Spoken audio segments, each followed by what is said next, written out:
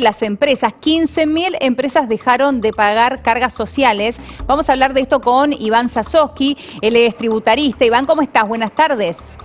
¿Qué tal, Eleonora? Muy buenas tardes, un placer. Igualmente, Iván. Bueno, a ver, vemos con preocupación este número, ¿no? Las empresas que dejan de pagar cargas sociales, en este caso, ¿qué indican?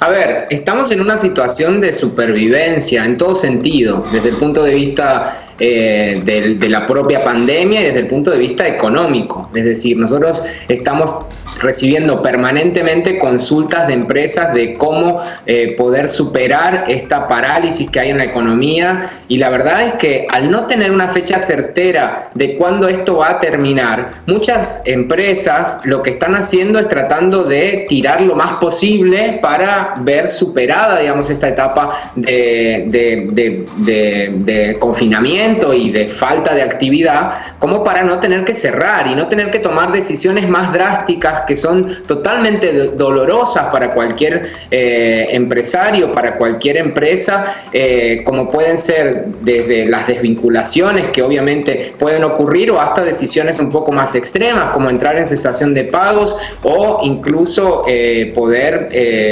llegar a liquidarse o entrar en un proceso de quiebra, digamos. Entonces, ante esa situación no hay muchas alternativas para poder financiarse en este contexto, sobre todo porque no está garantizado cuándo se va a poder reactivar de alguna manera la actividad. Entonces, muchas empresas lo que hacen es restringir los pagos, y dentro de esos pagos se encuentran los pagos de cargas sociales y los pagos de impuestos, y ahí realmente es donde cada rubro en particular tiene una incidencia distinta, obviamente, que lo que es turismo. ¿Dónde lo ves, claro, dónde lo ves más fuerte, más difícil? Mira, se ve más complicado en lo que es turismo, todo lo que son servicios, principalmente lo que es la actividad gastronómica, obviamente que los hoteles, todo lo que tiene que ver con el espectáculo. Hay un montón de gente que trabaja de lo que es el rubro del espectáculo, ya sea en teatro como en actividad de músicos y recitales, que eso también está totalmente frenado. Entonces hay un montón de empresas que obviamente decidieron no pagar lo que les correspondía de aporte, con las consecuencias que esto tiene. También hay que hacer una salvedad al respecto, y es que en el fin de semana trascendió que el propio presidente planteó la posibilidad de que se va a volver de alguna manera a un mecanismo que en pago de impuestos está muy vigente, que es una moratoria de carácter general para una vez que se supere este momento. Quería preguntarte por esto, Iván, porque ¿cuánto, por tu experiencia, ¿no? ¿Cuánto impacta que el presidente adelante esto, ¿no? El otro día lo decía Carlos Pañi en Odisea, decía, atención con esto que dijo el presidente, porque si uno escucha del otro lado que el presidente dice se viene una moratoria, lo primero que haces, si estás pagando los impuestos, es decir, bueno, los dejo de pagar, porque se va a venir una moratoria. Es que para nosotros realmente es muy complicado hasta asesorar en la materia, porque obviamente el empresario tiene un timing que no hace falta asesorarse de alguna forma para darse cuenta de lo que está pasando. Hay una parálisis, por lo tanto el Estado cada vez necesita más de la recaudación, y ante este escenario hay un montón de especulación.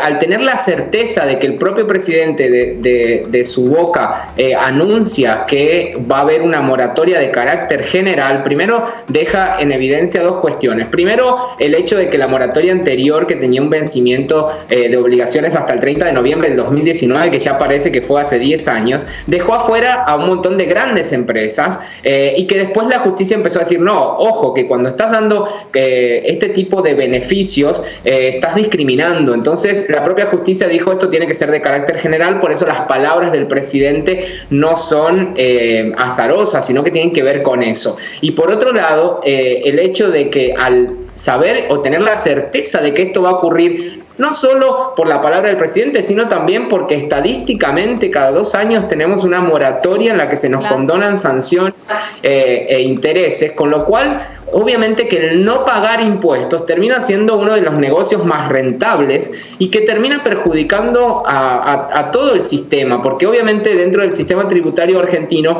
hay supercontribuyentes como son los propios empleados en relación de dependencia que no tienen la posibilidad de diferir ningún pago de impuestos, y después hay otros que sí tienen la posibilidad de no pagar y luego subsanar esa situación. Por eso yo creo que el momento de la pandemia nos da una oportunidad increíble como para poder barajar y dar de nuevo. Realmente, Eleonora, la situación está tan emparchada y tan llena de estos incentivos que de alguna forma fomentan... Vos hablás de hacer una revisión del sistema tributario, ¿no? Es algo que nos debemos hacer rato los argentinos, pero bueno, cada vez que se intenta después se termina dando marcha atrás. Quería preguntarte, Iván, también qué pasa con respecto a las señales que ha dado Uruguay en estos últimos días con las facilidades para que se pueda tributar en ese país. ¿Cómo impacta en la Argentina y cuántas consultas has tenido?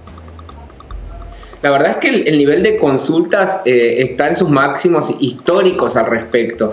Yo creo que se mezclan una serie de factores. Por un lado, que Uruguay tiene hoy por hoy un gobierno de corte más promercado que el de la propia República Argentina. Por otro lado, el anuncio de la flexibilización de alguna forma para obtener residencia fiscal uruguaya y tener beneficios que obviamente no son solo para Argentina, sino que es para el resto del mundo. Claro. Por ahí los argentinos pensan que cada vez que hace algo Uruguay lo hace solamente pensando en nosotros, pero eso se dio en un momento en el que aparte se anunció el proyecto de expropiación de una de las empresas más emblemáticas del país. Entonces claramente la sumatoria de factores hizo que el nivel de consultas crezca un montón. Lo que sí tengo que dejar en claro es que hay un montón de información errónea respecto a cuándo se pierde la residencia argentina y cuándo realmente se da una situación en el que claramente haya un beneficio a favor de lo que es la mudanza internacional,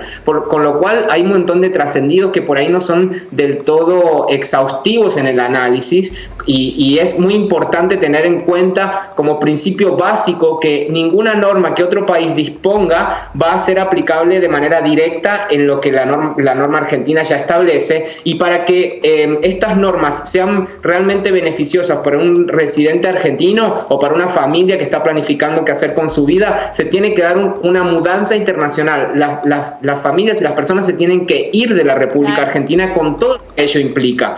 Y ese dato me parece clave como para poder entender y no confundirse con tanta información que hay al respecto, pero sí está más que claro que los contrastes entre los incentivos que están dando nuestros países vecinos y las restricciones que están teniendo nuestro propio país hacen que claramente la evaluación de alternativas mucho más atractivas esté sobre la mesa y que sea un material de consulta permanente. Queda claro y es buena la aclaración que acabas de hacer. Iván, muchas gracias por tu tiempo. Te mandamos un beso.